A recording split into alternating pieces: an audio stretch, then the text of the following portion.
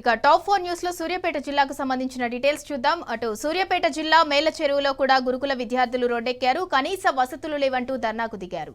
స్కూల్లో 2 రోజులుగా నీళ్లు రాకపోయినా ఎవరూ పట్టించుకోవటం లేదు. పాఠశాలకు కాంపౌండ్ వాల్ కూడా లేకపోవడంతో రాత్రిపూట అసాంఘిక కార్యక్రమాలు జరుగుతున్నాయి. ఈ నేపథ్యంలో తమ గోడును ఎవరూ పట్టించుకోవటం లేదంటూ విద్యార్థులు తల్లిదండ్రులు ధర్నా చేపట్టారు. రోడ్డుపై బైఠాయించి నిరసనకు దిగారు. ప్రభుత్వం వెంటనే స్పందించి తమకు కనీస వసతులు కల్పించాలని విద్యార్థులు డిమాండ్ చేశారు. ఇక ఇదే అంశానికి సంబంధించి మరింత సమాచారం మా ప్రతినిధి రాము అందిస్తారు. రాము, గత బీఆర్ఎస్ హయాంలో ఉన్నతంగా ఉన్న గురుకులాలు ఇప్పుడెందుకు ఇంత దయనీయంగా మారారు? అంటే కాంపౌండ్ వాల్ లేకపోవడంతో అసాంఘిక కార్యక్రమాలు అక్కడ జరుగుతున్నాయని విద్యార్థులు కావచ్చు, తల్లిదండ్రులు కావచ్చు ఆందోళన వ్యక్తం చేస్తున్నారు. మరి అధికారులు ఏం చేస్తున్నట్టు? ఇందులో కేసీఆర్ గారి హయాంలో ఎంతో ఘనకీర్తి సాధించినటువంటి గురుకులాలు నేడు పూర్తిగా నిర్వహణపై దానికి సజీవ సాక్ష్యమే. రోజొక చోట గురుకుల పాఠశాల విద్యార్థులు రోడ్డెక్కి తమ సదస్సులు వెళ్లబోచుకుంటున్నారు.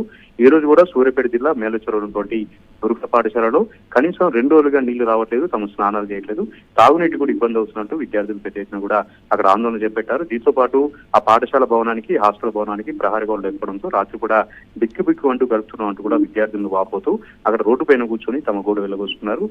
ఏదైతే కలెక్టర్ గాని, ఆర్డీఓ గాని, ఇతర అధికారులు వచ్చేంత వరకు కూడా ధర్నా విరమించలేదని 3 గంటల పాటు భీష్మించి కూర్చోవడంతో పెద్ద ఎత్తున ట్రాఫిక్ జామ్ కూడా అయింది.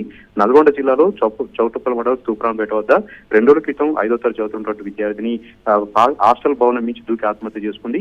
కోదాడ పక్కన ఉన్నటువంటి నడుగూడెం కస్తూర్బా గాంధీ పాఠశాలలో 10వ తరగతి చదువుతున్నటువంటి విద్యార్థిని హాస్టల్లో ఉరేసుకుని ఆత్మహత్య చేసుకుంది. గత అకాడమిక్ ఇయర్ లో అయితే 12 మంది విద్యార్థినులు ఎక్కడికక్కడ కూడా ఆత్మహత్యలు పాలయ్యారు, పాముకట్లకు గురయ్యారు. ఈ అకాడమిక్ ఇయర్ లో ఇప్పటికే 2 విద్యార్థినులు అసూలు బాశారు. చిగురుటాకుల్లో విద్యార్థులందరూ కూడా రాలిపోతా ఉన్నారు. అయినప్పుడు కూడా ప్రభుత్వంలో చలనం లేదంటూ కూడా విమర్శలు వ్యక్తమవుతున్నాయి. కనీసం మౌలిక సదుపాయాలు కల్పించాలన్నటువంటి ధ్యాస సోయి ప్రభుత్వానికి లేదంటూ కూడా విద్యార్థులు వాపోతా ఉన్నారు. ఇప్పటికైనా సరే విద్యాశాఖకు మంత్రిని కేటాయించాలి, గురుకులాల సొసైటీకి సంబంధించిన సెక్రటరీని కూడా మార్చి ఎక్కడికక్కడ మౌలిక సదుపాయాలు కల్పించి విద్యార్థులకు భద్రతను కల్పించాలని కూడా సర్వత్రా కూడా డిమాండ్ వ్యక్తమవుతున్నాయి. సింధురా.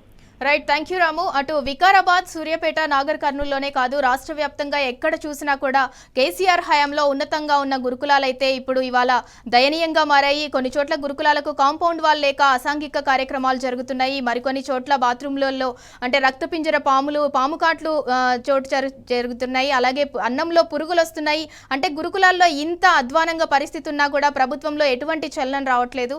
అధికారులు అయితే దీనిపై స్పందించాల్సిన అవసరం అయితే కనిపిస్తుంది.